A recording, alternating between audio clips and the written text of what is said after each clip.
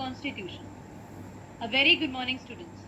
Welcome to Ease with History class. आज हम constitution chapter को, उसके बैकग्राउंड को अच्छे से समझेंगे और जानेंगे आज का कॉन्स्टिट्यूशन जो है वो यहाँ तक कैसे पहुँचा। चलिए वीडियो को स्टार्ट करते हैं।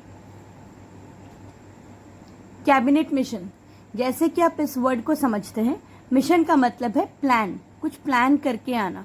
कैबिनेट वर्ड का मतलब क्या है? फिर कैबिनेट वर्ड का मतलब है कुछ हाई ऑफिशियल्स, कोई जगह का कोई हाई ऑफिशियल होना, सरकारी, और ऐसे लोग जो प्राइम मिनिस्टर सर या मैडम के साथ हर रोज उठना बैठना करते होंगे, मीटिंग्स अटेंड करते होंगे, ऐसे लोग को हम कैबिनेट करके बुलाते हैं। इंडिया में भी हैं कैबिनेट मिनिस्टर्स के पोस्ट, जो कैबिनेट पोर्टफोलियो यानी रैंक को होल्ड करते हैं। निर्मला सीतारमन मैम हमारी कौन से मिनिस्टर है? Finance minister. राजनाथ सिंह वो कौन है? Defence minister.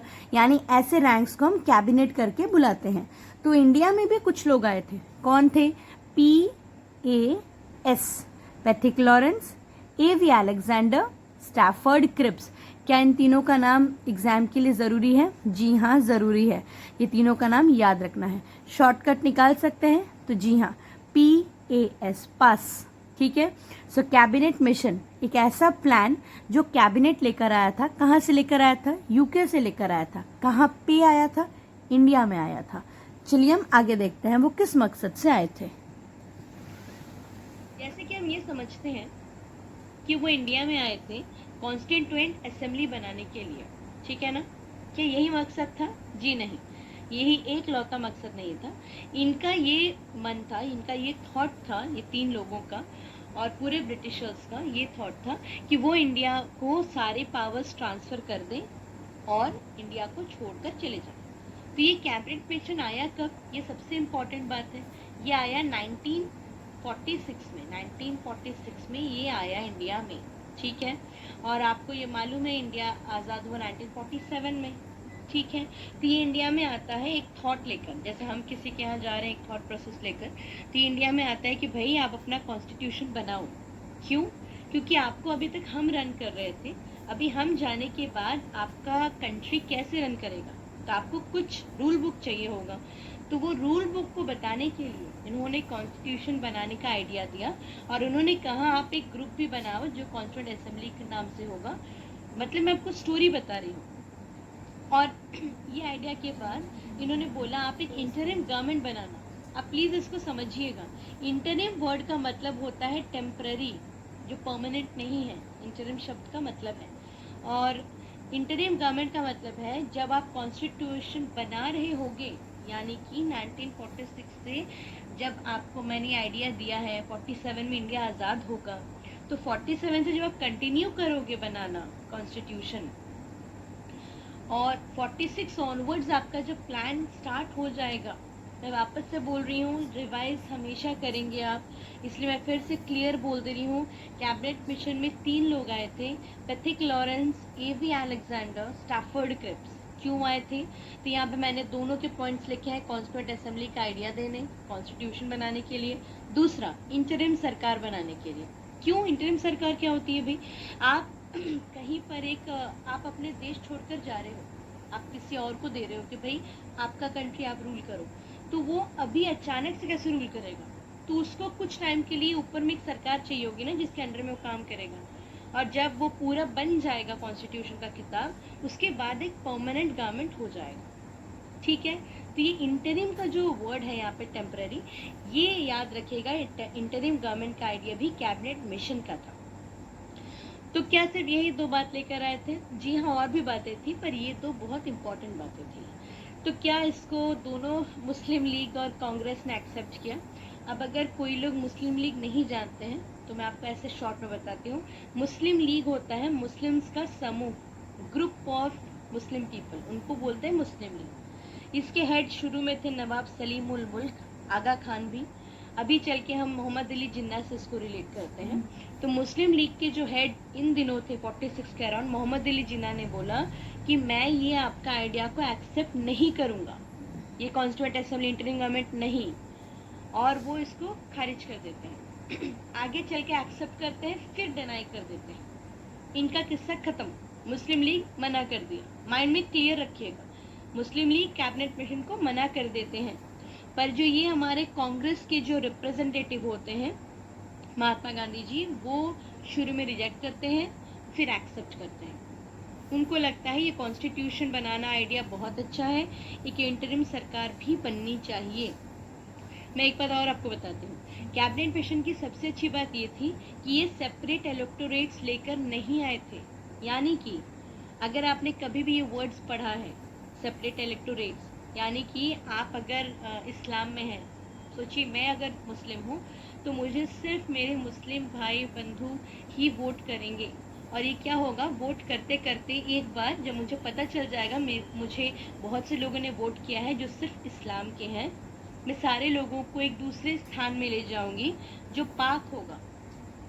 सो पाक स्थान यानी पाकिस्तान, ये मैं आपको बस समझाने के लिए बता रही हूँ। तो कैबिनेट मिशन ने कभी नहीं बोला कि आप सेपरेट इलेक्टोरेट्स फॉलो कीजिए, यानी आप हिंदू हो तो हिंदुइज्म, सिख हो तो सिख के लोग ही आपको वोट करेंगे, नहीं। ये एक बहुत अच्छा आइडिया था, यानी वो यूनिफाइड वे में सोच रहे थे, उन्होंने डिवीजन की बात नहीं की थी यहाँ पर कैबिनेट मिशन ने। मैं आपको ये इसलिए बता रही हूँ क्योंकि बहुत सारे मिशंस पढ़ेंगे आप, कैबिनेट मिशन, क्रिप्स मिशन, तो आपको कंफ्यूजन होने का बहुत चांस है। वापस आते हैं इस टॉपिक पर। तो कैबिनेट मिशन ने सी से कैबिनेट देखिए, सी से कॉन्स्टिट्यूएंट असेंबली समझिए, आई से इंटरिम गवर्नमेंट समझिए, टेम्पररी गवर्नमेंट। तो ये अगर टेम्पररी गवर्नमेंट बना है तो उसका कोई एक मिनिस्टर भी होगा, सबसे हाई पोस्ट होगा, तो उनको हम प्रेसिडेंट बोल देंगे। तो प्रेसिडेंट ऑफ इंटरिम गवर्नमेंट कौन थे भाई, इनका नाम याद रखना है, डॉक्टर सच्चिदानंद सिन्हा। सच्चिदानंद सिन्हा, सचिन से याद कर सकते हैं, थोड़ा सा रिलेट कर सकते हैं। और हमने नंद डायनेस्टी पढ़ी थी, तो नंद को यहाँ पे रखिए, सचिन का सच्ची लगाइए, दो बीच में डालिए, सच्चिदानंद सिन्हा, बिल्कुल याद करना है इसको, ये आता ही आता है, 1 मार्क क्वेश्चन में आ जाएगा। Who was the president of interim government, तो आपको याद रखना है। सोचिए आपकी सचिन बहुत अच्छा खेलते हैं तो वही इंटरिम गवर्नमेंट बनाए, सचिन से सच्चिदानंद, जो भी तरीका आपको याद हो सकता है आप अपना तरीका फॉलो करेंगे। ये हो गया सच्चिदानंद सिन्हा, कौन है ये, प्रेसिडेंट है, किसके, इंटरिम गवर्नमेंट के। ये आइडिया किसने दिया, कैबिनेट मिशन ने दिया। कब आया था ये, 1946 को आया था। और कोई आइडिया लेकर आया था, बिल्कुल कॉन्स्टिट्यूएंट असेंबली का आइडिया लेकर आया था। आई होप मैं क्लियर हूँ। कैबिनेट मिशन में कितने लोग थे, 3 थे। कौन कौन थे, A.V. Alexander, Pethick Lawrence, Stafford Cripps. Mnemonics बना सकते हैं, बना सकते हैं, PAS, pass, Pethick Lawrence, Alexander, Stafford Cripps. आपका अपना तरीका है, बिल्कुल उसे फॉलो कीजिए, ये मेरा तरीका है। हम आगे बढ़ते हैं। मुस्लिम लीग मैंने बताया, मुस्लिम्स का एक समूह, एक ग्रुप। ये वर्ड से कभी भी नहीं घबराना है, वर्ड्स को समझना है। कांग्रेस, इन्होंने रिजेक्ट किया प्रपोजल, बाद में कांग्रेस ने एक्सेप्ट किया, जैसे मैंने आपको स्टोरी बताई, गांधी जी ने एक्सेप्ट कर लिया। अब मैंने कॉन्स्टिट्यूएंट असेंबली का थॉट को एक्सेप्ट किया है, ठीक है ना। अब मैं मीटिंग करवाऊंगी ना, अब मैंने बोला एक बुक बनेगा तो मुझे बुक की मीटिंग करानी पड़ेगी, और ये तो पूरी इंडिया के लिए बन रहा है। तो मैंने फर्स्ट मीटिंग करवाई, मैं अपने आप से एज्यूम कर रही हूँ आपको ताकि आप स्टोरी समझे। मैंने फर्स्ट मीटिंग कब करवाई, 9 तारीख को, 9 दिसंबर को करवाई, ठीक है। कब करवाई, 46 में करवाई। ये 46 याद रखिए, कॉमन ले जाइए, कैबिनेट मिशन 46 में आया, हमने फॉलो किया उनको, और हम 9 दिसंबर को फर्स्ट मीटिंग कराते हैं। ये मीटिंग क्यों हो रही है, कैबिनेट मिशन ने कहा आप कॉन्स्टिट्यूएंट असेंबली तो बनाएंगे, कॉन्स्टिट्यूशन के लिए, बुक बनाने के लिए मीटिंग रखेंगे ना। आप एक छोटा सा नोट भी बनाते हैं तो आप बहुत प्लान करते हैं, ये पूरे इंडिया को रन करना है, तो इसकी तो मीटिंग होनी चाहिए। तो फर्स्ट मीटिंग आता है क्वेश्चन, आप चेक भी कर लीजिएगा बाद में। फर्स्ट मीटिंग कब हुआ था, तो 9 दिसंबर को हुआ था। किसी का बर्थडे है, बर्थडे से याद कीजिए, नहीं है तो ऐसे ही याद कीजिए, 9 दिसंबर याद कीजिए। 10 दिसंबर आपका I think human rights day है ना, इंटरनेशनल, तो आप याद कीजिए एक दिन पहले हमारी फर्स्ट मीटिंग हुई थी कैबिनेट मिशन की। 46 तो आपको कॉमन लेना ही होगा। हो गया। इलेक्शंस हुआ, इलेक्शन क्या होता है भाई, यहाँ पे इलेक्शन कैसे आ गया। हम यहाँ पे इंटरिम गवर्नमेंट पढ़े हैं ना, इंटरिम गवर्नमेंट के कौन थे हमारे प्रेसिडेंट, सच्चिदानंद सिन्हा। ये लेकिन थोड़े टाइम के लिए थे, इंटरिम का वर्ड ही मतलब होता है ना टेम्पररी, थोड़े टाइम के लिए थे। जब कॉन्स्टिट्यूशन पूरा बन गया तो इलेक्शंस हुआ। तो ये जो हमारे डॉक्टर राजेंद्र प्रसाद हैं, इनको आगे चलकर बना दिया जाता है क्या, permanent president of constituent assembly, यानी कि जब कॉन्स्टिट्यूएंट असेंबली फ्रेम कर रहा है कॉन्स्टिट्यूशन, तो इसके जो परमानेंट प्रेसिडेंट हैं वो हो जाते हैं हमारे डॉक्टर राजेंद्र प्रसाद। देखिए मैंने उनकी तस्वीर लगाई है। तस्वीर लगाना ज़रूरी इसलिए है क्योंकि कुछ वक्त पहले मैंने रियलाइज़ किया बहुत से बच्चे फ़ोटोज़ देखने के बावजूद नहीं जान पाते हैं कि ये किन की तस्वीर है। अब ये जाने ये हमारे फर्स्ट प्रेसिडेंट हैं। ओके, कमिंग बैक, तो अगर आपको क्वेश्चन आता है permanent president of constituent assembly doctor Rajendra Prasad, interim president तो सच्चिदानंद सिन्हा, याद रखना है आपको। तो ये पूरा पार्ट था कैबिनेट मिशन का। हमेशा रिवाइज करते रहे, एक जगह लिख लें प्रेसिडेंट ऑफ इंटरिम गवर्नमेंट सच्चिदानंद सिन्हा, आपकी जुबान पे आंसर्स होने चाहिए। उसके बाद 9 दिसंबर को फर्स्ट मीटिंग हुई, सेम ईयर है 46। Doctor Rajendra Prasad permanent president of ये आपके ये कॉन्स्टिट्यूएंट असेंबली के। 2 वाइस प्रेसिडेंट का नाम याद रखना है, एच.सी. मुखर्जी, वी.टी. कृष्णमाचार्य। चलिए आगे देखते हैं।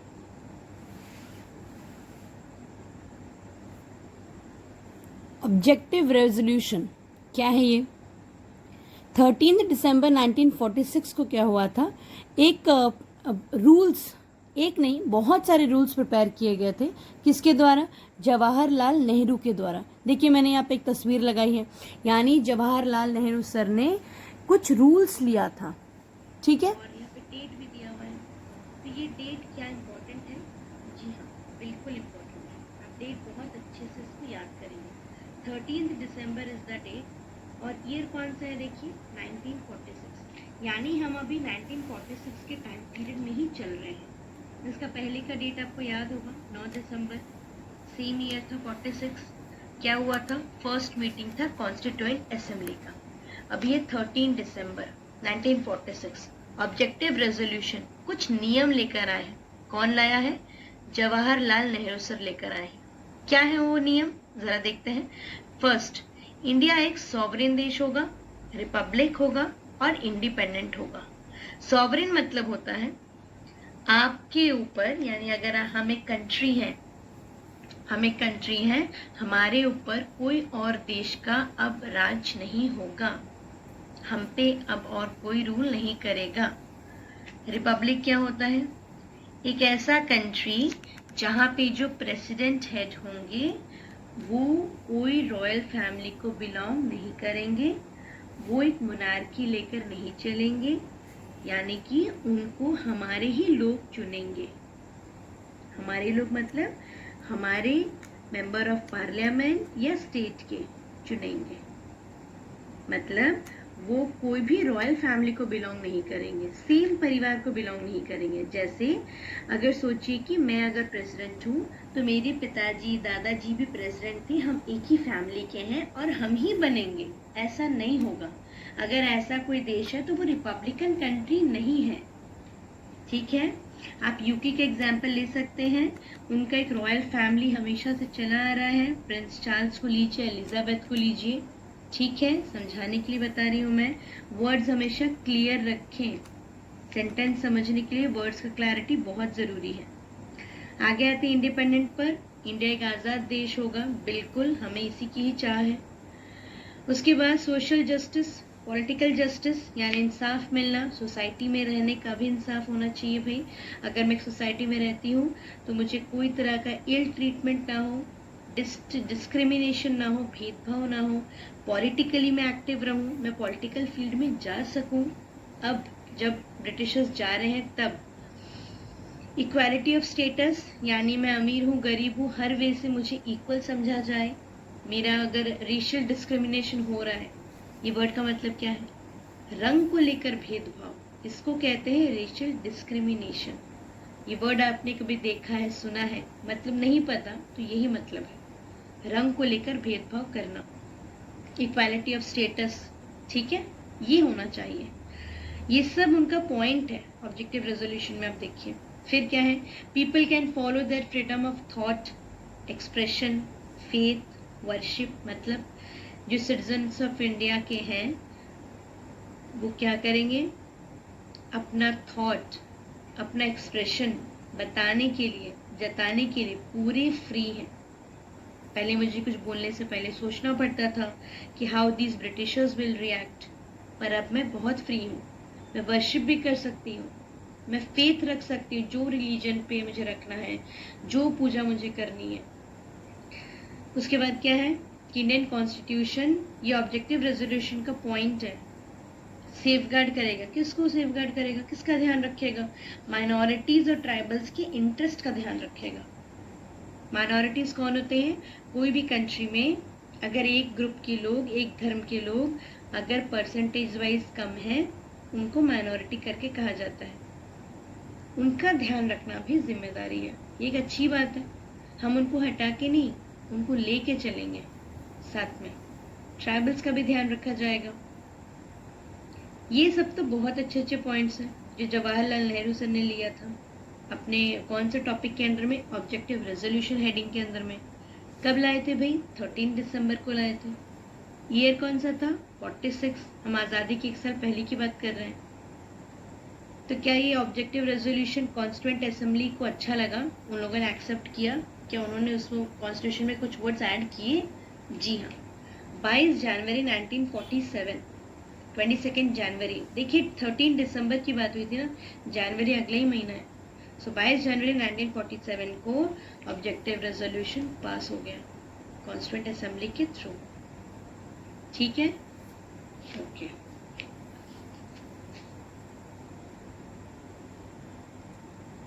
अब कॉन्स्टिट्यूएंट असेंबली में मैंने आपको लास्ट में भी बताई थी ड्राफ्टिंग कमेटी के बारे में, मैं ओवरऑल बता देती हूँ। बहुत सारी कमिटीज बनी थी, कुछ मेजर कुछ माइनर ऐसे कमिटीज बनी थी। उसमें से सबसे इम्पोर्टेंट कमेटी है ड्राफ्टिंग कमेटी।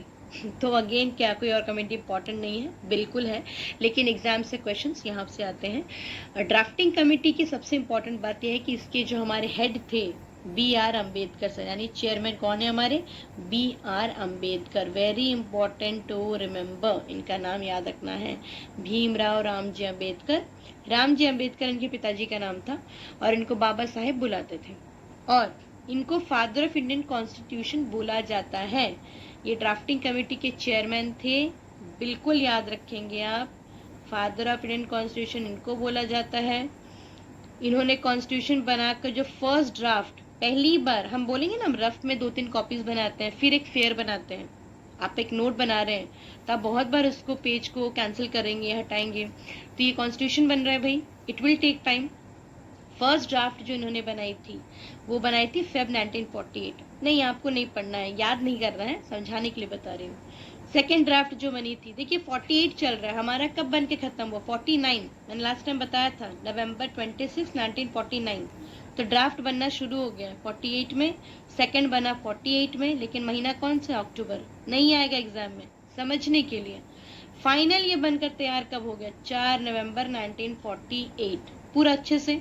लेकिन फिर से वापस से मुझे उसको कवर करना है, एग्जाम्पल बोल रही हूँ, पूरा अच्छे से मुझे रीचेक कर लेना है कि सारी चीजें एंड हो गई। ओके, 4 नवंबर हो गया। अब मैंने अडॉप्ट कर लिया 26 नवंबर 1949। ये वर्ड को नहीं भूलें आप, अडॉप्ट। अगर आएगा एग्जाम में ड्राफ्टिंग कमिटी, पहले एग्जाम में आएगा who was the chairman of drafting committee? B.R. Ambedkar. Who is known as father of Indian constitution? B.R. Ambedkar. When constitution was adopted, याद रखेंगे word, 26 November 1949। When it came into effect, ये भी याद रखना है, केम आया तो 26 जनवरी 1950, 26 जन 1950 हम रिपब्लिक डे मना रहे हैं अभी भी। क्यों? कॉन्स्टिट्यूशन बना।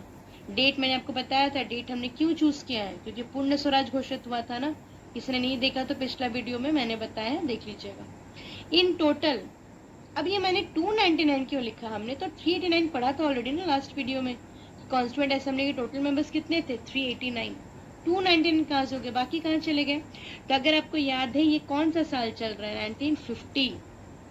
47 में हम आजाद हो गए, और जब हम आजाद हुए तो पार्टीशन हो गया था ना इंडिया का, बांग्लादेश इधर, पाकिस्तान उधर।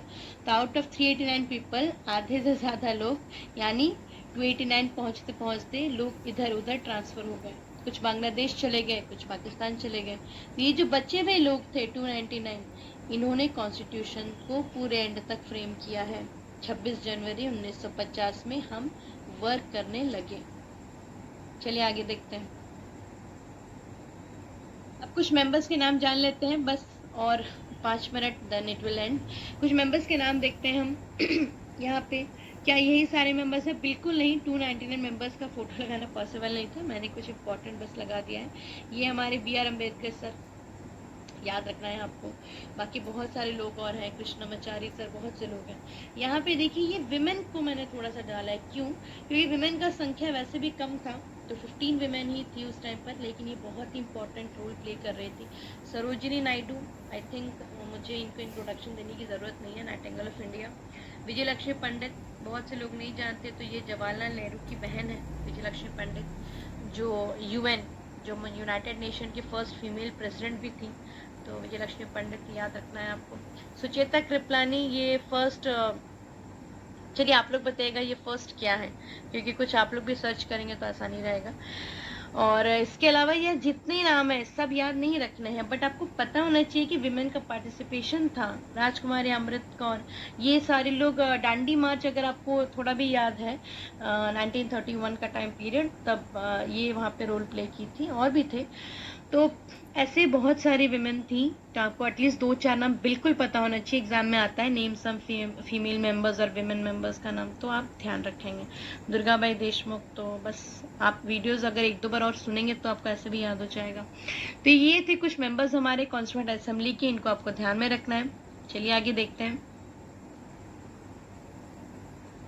अब कॉन्स्टिट्यूशन लिखा कैसे गया है? तो अब उन दिनों तो ऐसा नहीं था कि हम प्रिंट कर देंगे, ऐसा तो नहीं था।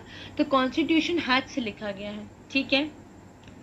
और उनको जो लिखा है कॉन्स्टिट्यूशन किताब को, जिन्होंने हाथ से लिखा है, उन सर का नाम है ये प्रेम बिहारी नारायण रायजादा सर, इन्होंने लिखी है। और अगर आप इसकी तस्वीर मैंने डाली है नेक्स्ट पेज में, थोड़ा सा आप देख लेंगे उसको, आप ये देखेंगे इन्होंने कितनी सुंदर तरीके से लिखी है। ओके, इन्होंने इंग्लिश में लिखी है फर्स्ट। हिंदी में भी है क्या? जी हाँ, हिंदी में है। कौन लिखा है? वसंत किशन वैद्य सर ने लिखा है हिंदी में। हिंदी वाली नहीं आती है, इंग्लिश वाली पूछा जाता है, कॉम्पिटिटिव में डेफिनेटली आता है, बट आपके 10th तक में I have not seen this question, so competitive वाले इसको ध्यान रख सकते हैं। तो इसमें क्या आर्टिकल्स वगैरह क्या है, शेड्यूल्स, पार्ट्स देख लेते हैं। 395 आर्टिकल्स, बिल्कुल 395 याद कर लीजिए। शुरू में ये आर्टिकल शेड्यूल पार्ट्स क्या है, शॉर्ट में समझा देती हूँ फटाफट से। सोचिए आपके पास एक बुक है, तो बुक का आपका फर्स्ट चैप्टर का नाम सोचिए आर्टिकल्स होगा, ठीक है। और उसका कवर आप सोचिए शेड्यूल होगा, और वो बुक का नाम होगा पार्ट्स। यानी कि नंबर कैसे याद रखूँ मैं? 395 आर्टिकल्स बहुत ज़्यादा थे, 395, 12 शेड्यूल्स, 12 याद रख लीजिए कोई तरीके से, और 2 को यहीं पे कैरी ले आइए, 22 पार्ट्स, 22 पार्ट्स। ये शुरू का है, ठीक है। 395 आर्टिकल्स, 12 शेड्यूल्स, 22 पार्ट्स, ठीक है। अभी क्या है, 448 आर्टिकल्स हो गए हैं, 448। ये सब क्या है? आर्टिकल, शेड्यूल, पार्ट्स, सब मैं क्या बोल रही हूँ। आप अगर कॉन्स्टिट्यूशन बुक, इन रियलिटी तो खैर हम क्या ही देखेंगे, लेकिन अगर हम नेट पे देखते हैं या हम ऐसे भी हम समझते हैं, तो वो एक किताब है जिसके अंदर में बहुत सारी चीज़ें मेंशन की गई हैं। हमारा सिटीजनशिप हमारा तय किया गया है, तो वो एक एड्रेस में लिखा हुआ है। तो मैं आपको समझाने के लिए बता रही हूँ, जैसे कि फर्स्ट अमेंडमेंट एक्ट, ये जो अमेंडमेंट वर्ड ये सब आता है, ये एक एड्रेस है। मैं पेज नंबर अगर खोल रही हूँ, सोचिए आप एक बुक का 22 पेज खोल रहे हैं, तो वैसे ही ये सब आर्टिकल्स एक आपका एड्रेस है। जैसे 100 अमेंडमेंट एक्ट, ये एक एड्रेस है। उसमें क्या हुआ था, जैसे अभी जीएसटी लागू हुआ है, यानी कुछ साल पहले, तो जीएसटी का एक अमेंडमेंट के थ्रू वो कॉन्स्टिट्यूशन किताब में अंदर गया होगा। पहले से वो किताब बन चुकी है, आपके पास ऑलरेडी एक बुक है, मैं उसमें एक बुक में एक पेज ऐड करूंगी, तो मैं उस पेज नंबर, सोचिए 50 पेज नंबर से पहले वाली बुक खत्म होती है, तो मैं जो अगला पेज ऐड करूंगी उसमें 51 लिखूंगी, यही होगा ना, अगला पेज 51। वैसे ही कॉन्स्टिट्यूशन में आप जो भी नया चीज ऐड करते हैं, उसका एक अमेंडमेंट एक एड्रेस के रूप में आता है। तो जीएसटी एज्यूम कीजिए 107 अमेंडमेंट है, 107, ये उसका एक एड्रेस है। तो कोई अगर पूछेगा 107 अमेंडमेंट में क्या आया था, तो जीएसटी आया था।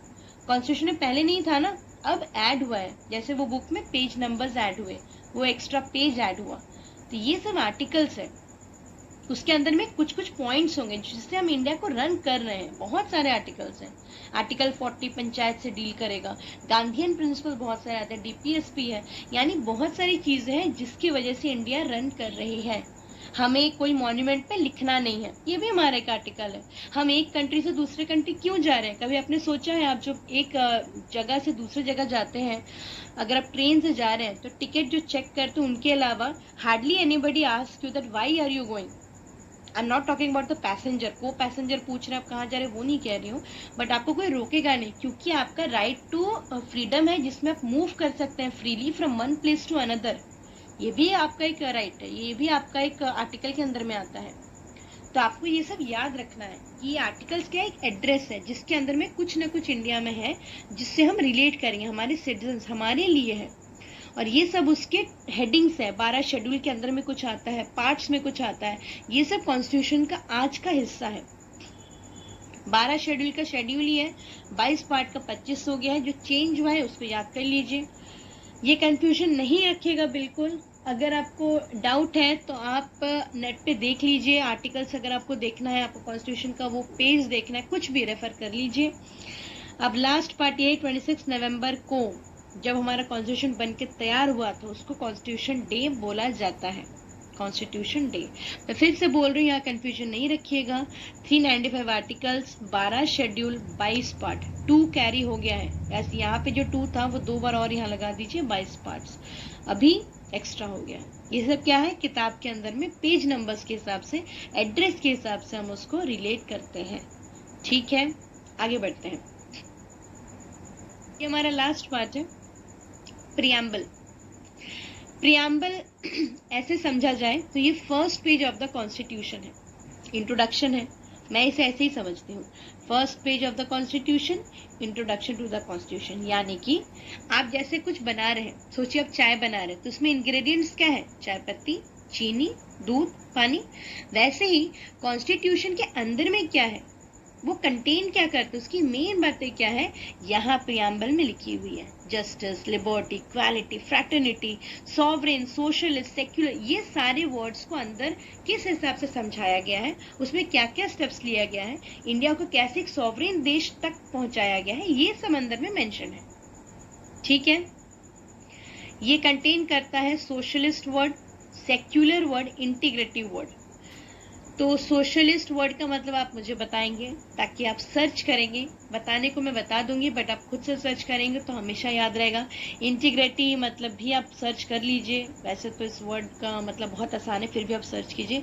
सेक्युलर वर्ड का मतलब मैं बस हल्के में बता देती हूँ, एक ऐसा देश जहाँ हर धर्म के लोग आराम से रह सकते हैं, हर धर्म के लोग। मैं अगर सिख हूँ, मैं ईसाई हूँ, मैं हिंदू हूँ, मैं मुस्लिम हूँ, मैं जैन हूँ, मैं पारसी, कोई भी हूँ, मैं इंडिया में रह सकती हूँ। ऐसे देश को सेक्युलर कंट्री बोलते हैं। और इसका ऑपोजिट है थियोक्रेटिक, जहाँ सिर्फ एक धर्म के लोग रह सकते हैं। क्या कोई मुझे इसका एग्जाम्पल बता सकता है? कमेंट सेक्शन में आप मुझे मेंशन करेंगे। इसके अलावा ये जो 3 शब्द है, सोशलिस्ट, सेक्युलर, इंटीग्रेटिव, मैंने इसलिए लिखा है क्योंकि ये 42nd अमेंडमेंट में ऐड हुए थे। देखिए, मैंने आपको इसके पहली स्लाइड में बताया था, अमेंडमेंट वर्ड मैंने यूज किया था।